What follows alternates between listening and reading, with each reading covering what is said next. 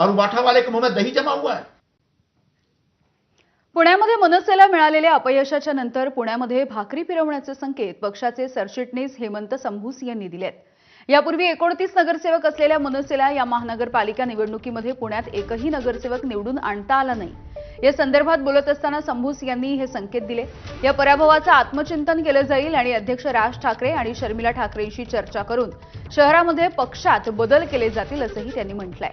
जनशक्ती विरुद्ध धनशक्ती अशी ही लढाई झाली असं म्हणत हेमंत यांनी भाजपवरती देखील टीका केली आहे।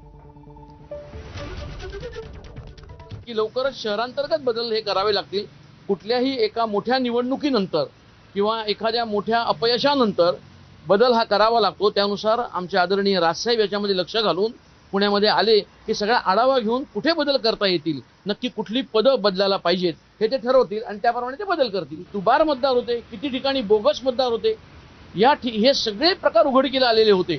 पैसे वाटप म्हणजे अक्षरशः खिरापत वाटल्यासारखी पैसे वाटप सुरू होतं। ही लढाई जी झाली ती जनशक्ती विरुद्ध धनशक्ती अशी लढाई झाली।